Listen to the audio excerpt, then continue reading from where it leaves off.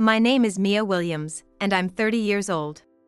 I've been married for 3 years, but my husband has been away on a work assignment since our first year of marriage.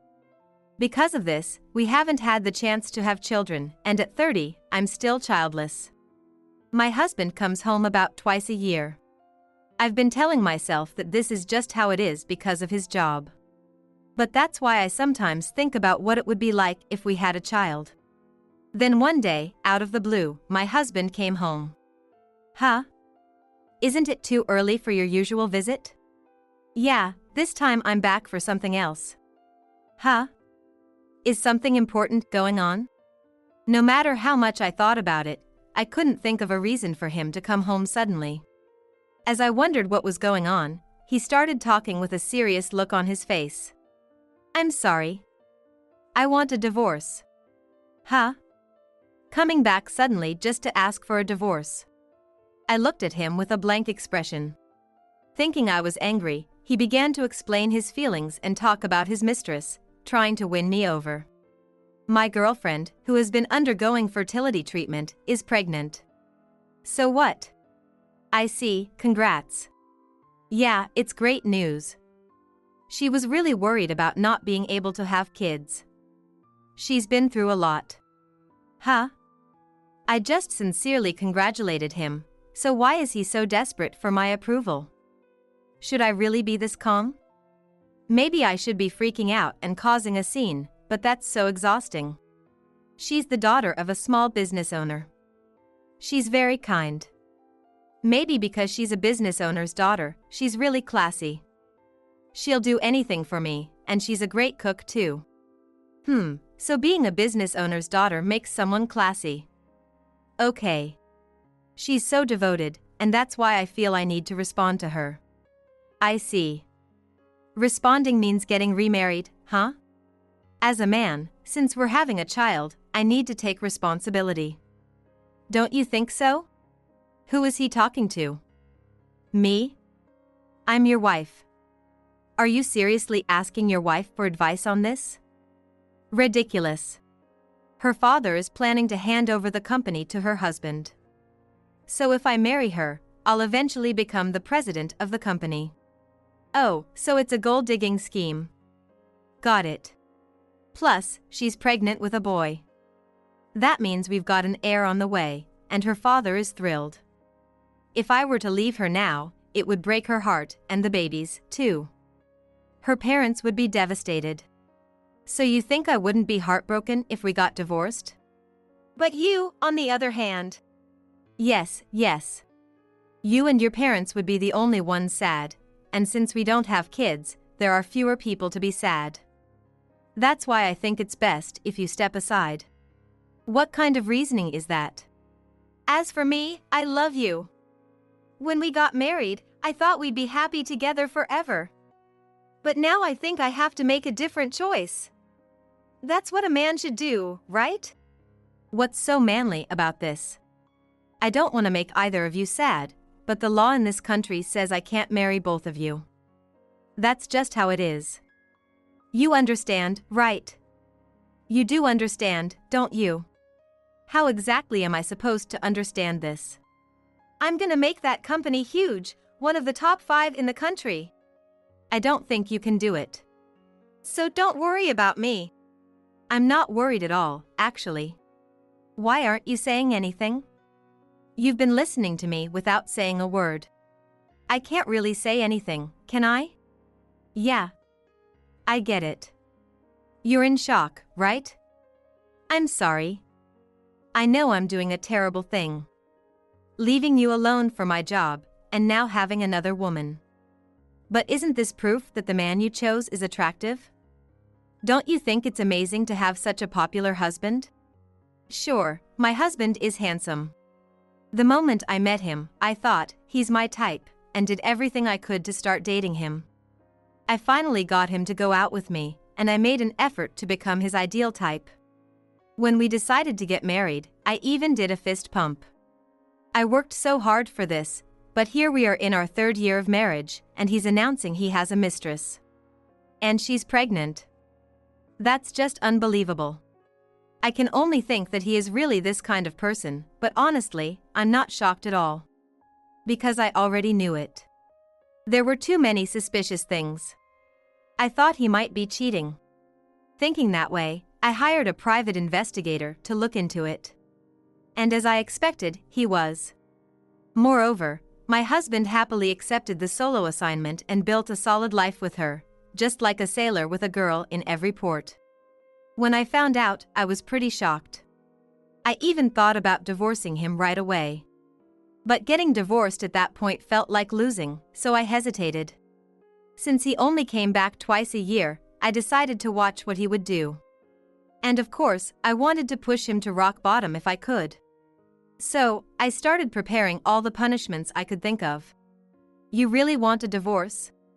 I asked my husband slowly. Really? Are you sure you won't regret it? Yeah, that's right. Kids need their father. He seems so happy. He has no idea what's coming. Well, if that's what you want. Yeah, Mia, you're the one I loved. You understand me best. Yes, that's right. I understand you better than anyone. So, be prepared. So, you're okay with the divorce, right? Yes, if it makes you happy. Why wouldn't I agree? Thanks for everything until now. I smiled brightly and looked at him. Thank you, I'm really happy. I'm sure you are. So, can you sign the divorce papers? You came prepared, I see. Yeah, as soon as you sign, I need to go back to her. She's pregnant, and I don't want her to worry unnecessarily. How kind of you. Of course, I love her more than anyone. I see. More than anyone, huh? Oh, but I love you too, Mia. You don't need to say things like that. As long as you're happy, that's all that matters to me. Thank you. Really, thank you. No need for thanks. This is just the beginning of your hell. Don't think a simple congratulations will end this. Congratulations. Here are the divorce papers. Today's the last day we share the same last name. Oh, that's right. Once it's processed, you'll go back to your maiden name. Yes. By the way, I'll be asking for alimony. Sure, no problem.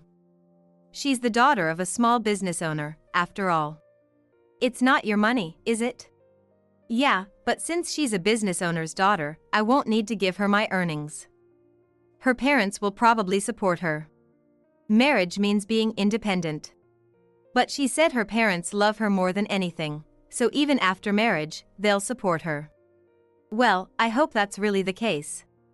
It's all good, this means my future is secure. I'm like the Cinderella boy. Cinderella, huh? Cinderella met her prince, though. That's why she's my prince. I see. I hope she really is your prince. This should be interesting. So, where are you living now? Oh, I'm mostly at her apartment. So you're not living in the house I set up? That place is too big and lonely. But when the baby is born, a big house will be nice. After we get married, we'll live there together. You weren't living there? Seriously? Yeah, once I met her, I wanted to be with her. I see. Thanks for the divorce papers. Once they're submitted and processed, I'll go meet her parents. Since she's pregnant, they shouldn't oppose us. I understand. I'll send your stuff. Sure, that big house has plenty of space for all my stuff. It's no problem. Got it. Goodbye then. I wish you happiness. Really, all the best. I smiled and saw him off at the door, then firmly closed it behind him. A week later. As expected, I got a call from my ex-husband George. Mia, it's terrible. Oh, hello, George. Enjoying your happiness? Yeah, I'm happy, but that's not the issue. What's wrong? The big house we used to live in is now an empty lot. Oh, is that so? They work fast. That's just what I'd expect from a contractor my father recommended. What do you mean? Because we got divorced. But I told you we would live in that house once I married her. That's what you decided on your own. I never approved it. What do you mean? Now I have nowhere to live. Doesn't she have an apartment? Her apartment is overflowing with my stuff. Oh, why's that? That's what I want to know. Why did you send all my stuff to her apartment when I told you to send it to the big house? Well, obviously. We're divorced.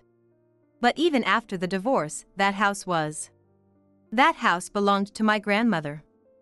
She only let us use it because you were on assignment. Is that so? That's why it's perfect timing, don't you think? But you could have just let me stay there. You weren't living there, were you? You said you were at her apartment.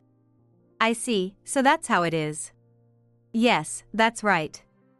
I'm sorry, but my grandmother said that if we're divorced, the house isn't needed anymore, and since there were no plans to live there, she asked to have it cleared. It's easier to sell or maybe rent out as a parking lot. I see, that's a shame. I was counting on living there, it messes up my plans. Yes, it's a shame. But it couldn't be helped. I didn't understand why you were talking about living there after getting remarried. Well, it's fine. I'll probably end up living at her parents' house. I hope that works out. So, that's why you sent my stuff to her apartment? Exactly. If I sent it to my grandmother's house, you'd have to move it again to her apartment. It'd be a waste of time. The house was set to be cleared anyway. That makes sense, you could have told me, though. If I had, it would have spoiled your happiness. You seemed so happy. I couldn't do that. Yeah, but how did you know where her apartment was? Why do you think? It's a mystery. Seriously, how did you know? Anyway, did all your stuff arrive? There were 30 boxes. I didn't expect there to be so much. But I wanted to make sure your clothes didn't get wrinkled. Yeah, 30 boxes arrived. The shipping cost was insane, though. Sorry about that. I couldn't pay for it myself. Now that we're divorced, I have to manage on my own. I need to avoid unnecessary expenses. Yeah, I get it. Sorry for the trouble. It's fine. It was for you. I'll do anything I can to help you from now on too. No, that's okay. You don't need to worry about me. Really? I smiled slyly, thinking, he'll call again, as I hung up the phone. Just as I expected, about one more week later, I got a call from a dejected George. Hearing his voice, I smirked, but I still answered the phone, pretending to be a good-natured woman. Oh, I thought you weren't gonna call anymore. What's up? Yeah. Oh, by the way, our divorce has been processed. We're officially strangers now. Congrats. You can remarry now. Yeah, but things didn't go as planned. Oh, what happened? Just as I was about to go meet her parents, I got a termination notice. Why was I fired? I didn't do anything wrong. I didn't even make any mistakes. I told her about it, and she said, "Why don't you work at my dad's company?" Wow, a new job lined up already. Congrats. No, it's not that simple. Why not? Because I'm unemployed now. How can I ask them to let me marry her? It's irresponsible. Oh, I see. But if the CEO's daughter says so, then isn't it fine? Do you think so? I mean, wouldn't any parent dislike a guy like that showing up? That's true, but since she's pregnant, that changes things, doesn't it? Yeah, you're right. Finding a job quickly will help her stay calm, right? Yeah. You're right, Mia. Okay, I'll go introduce myself. With that, George went with her to meet her father, the CEO. But if the information I have is correct, things shouldn't go that smoothly. If that happens, I'm sure he'll contact me again. Just as I thought, he contacted me again. I answered the phone with a smile once again. Please listen to me. You're telling your ex-wife this, but I don't think I need to hear it. Don't say that. I have no one else to talk to but you, Mia. That's why I said I'd do whatever I could. You're the one who turned me down. Yet, he still contacts me like this, proving he's truly consistent in his ways. Actually, Mia, I went to introduce myself for the wedding because you told me to. Well, good job. So, do you want me to say congratulations? No, it's not that. When I went to see them, they told me something shocking. What did they say? They said it doesn't matter if I'm unemployed or not. That's great. Taking the plunge was the right move. But, they also said that once we're married, no matter what, I must never divorce her. As long as you don't cheat, that shouldn't be a problem, right? Yeah, but here's the scary part. They said if we do get divorced, I'd have to pay $200,000 in alimony and $400,000 in child support. Wow, impressive. I'd like that much, too. Don't say things like that. Normally, you don't say such things when getting married, right? Maybe they just want you to take marriage seriously. But still, what's with them saying it's okay to be unemployed? Because you're gonna work at her father's company, right? That makes sense. That's what I think. Well, I told them I have no intention of divorcing her. The next problem is that I need a place to live, and I don't want to spend much on rent, so I asked to live with her parents. They said no. Of course they did. Why do you say that? Wouldn't it be better for her parents to have their daughter live with them? She's been married twice before, you know? I know. She told me her previous marriages ended because she couldn't have kids and her husbands treated her badly. You're the only one who believes that. Both times, she moved in with her parents right after getting married. She's very selfish, and when things don't go her way, she yells and throws things. Plus, she racked up credit card debt, and her husband couldn't take it anymore and divorced her. That's why her first marriage ended. I never heard that. The second time was because she cheated.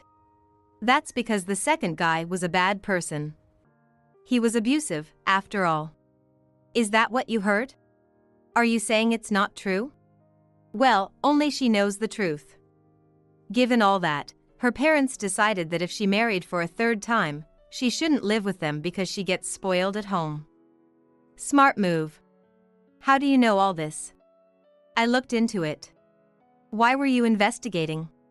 Because I had doubts about your actions. My actions? What do you mean? Our company allows people on solo assignments to come back 4 times a year. But you only came back twice and even lied, saying you were only allowed to return twice. Our company? You don't work. That company is my father's. What? No way. I never heard that. My father told me to keep quiet because if you knew, you'd get a big head. He said they can't make someone who can't succeed on their own to CEO. That company is a major corporation. Yes, your girlfriend is from a small business, which is too bad. You thought you were a Cinderella boy, but the one you let go was the prince. But still, she's a CEO's daughter and classy, right? That's good for you. So, the reason I was fired is... Of course, I know. Tell me. Why was I fired? Simple. You divorced the CEO's daughter.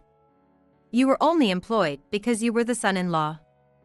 But now that you're divorced, keeping an incompetent employee like you is a waste, so you were fired. That's unfair dismissal. Unfortunately, firing a family member isn't considered unfair. That's our company policy. And since you're marrying the daughter of a small business owner, it shouldn't be a problem, right? There's a huge difference between a major corporation and a small business. That's your choice. You made your bed. If I'd known you were the CEO's daughter, I wouldn't have cheated. You shouldn't cheat, regardless of who you're with. Yeah, you're right. So, is your marriage with her set? Yeah. You've got an heir, right? Yeah, sort of. Then that's good for you. Being the son-in-law of a major corporation's CEO doesn't guarantee you'll become the CEO. There are plenty of other capable candidates. I don't think you could have made it. But becoming the CEO of a small business should be manageable, right? That's true. Then there's no problem. Yeah. His hesitant response made me think something was up. But a month passed with no contact. It was too quiet, so I decided to call him. Hello, George, how are you? Oh, Mia. The alimony hasn't been deposited yet. Can you hurry up? I'm dealing with something right now. Oh, what's wrong? I thought I'd get a job at her dad's company, but they said they already have enough people. Didn't you discuss that during the introduction? Yeah. I couldn't bring myself to ask for a job right there during the introduction. I see. Her dad probably thought you'd find a job before the wedding. That's what it seems. But once we got married, I asked for a job, and that's when he realized it and told me they had enough people and couldn't hire anyone else. Well, that makes sense. What do you mean? With the first husband and the second, they tried to groom them to take over the company, teaching them diligently. But they ended up divorcing. They realized it's pointless to just teach someone who doesn't stick around. It's more reliable to choose a successor from the employees. It makes sense. Even if they start teaching someone new, there's no guarantee they'll continue, and if they don't, it's just a waste of effort. I'm not like that. Don't tell me that. But if that's how it is, then I can't help it. I just need to become a man they can trust. Well, that's commendable. So, are you gonna ask your father-in-law again? No, if they don't need more people, it's useless to ask. So, are you gonna look for a job? No, there's an easier way. You could get me a job at your company. What? That's impossible. You were already fired once. But I didn't make any mistakes. I was only fired just because we got divorced. Even if it's in the rules, that's unfair dismissal. So, talk to the CEO and get me rehired. Huh? If you don't, I have nowhere to work. And there's a baby on the way. Why don't you work somewhere else? Why are you so fixated on my dad's company? Because it's a major corporation. It's easier to be accepted. I'm not sure about that. If you're working at a major corporation, people wouldn't think you'd work at a small business. Plus, my dad's company chooses CEOs from within the employees, so there's no place for you. Don't say that. Even a branch office would be fine. Otherwise, she'll keep yelling at me. Please, I'm begging you. That's not my concern. Don't say that. We've been through so much together, Mia. As a divorced couple? Don't be mean. Help me out. Fine, I'll ask once. He must have been desperate. I asked my father, thinking it wouldn't work. However, to my surprise, my father agreed to hire him at a branch office.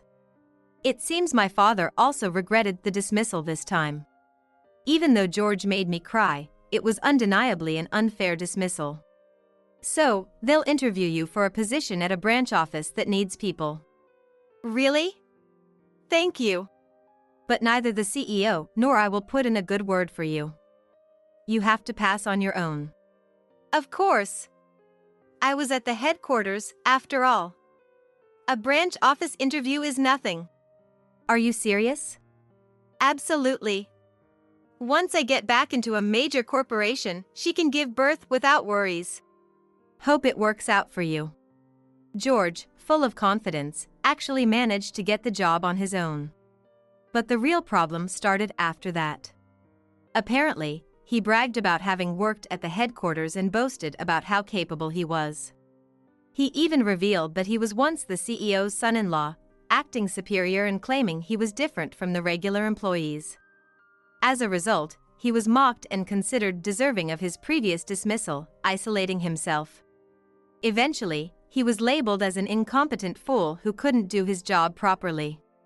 Because of that, He made the workplace uncomfortable and ended up resigning voluntarily within 6 months of joining. Hearing this, my father's regret over firing him because of the divorce faded, and he was convinced that George really was incompetent. Then I got a call from George after he resigned, and it was utterly pathetic. "Mia, please help me." "Oh, George. You managed to get a job, but you resigned yourself?" "Yeah, everyone there was an idiot. I need to be at the headquarters." "So? Get me back into the headquarters." "Don't you think that's impossible? They rehired you at a branch office despite your dismissal. You failed there, so why do you think they would take you back at the headquarters?" "That's true, but I know I can do the job." "No, you can't. If you were truly capable, you wouldn't have been fired even after the divorce." "Enough now." "I know, but please. My wife is telling me to fix it. She nags me every day. And now she's asking why I resigned after finally getting a job. What am I supposed to do?" "I don't know. This is your own doing." "If this keeps up, she'll divorce me." "Listen." "What?" "Will you help me?" "No. Your wife is cheating on you." "What?" "Isn't it only a matter of time before she divorces you?" "But she's pregnant." "That's just how your wife is. Your father-in-law probably knew." "Really? But if you divorce, you have to pay $600,000, right?"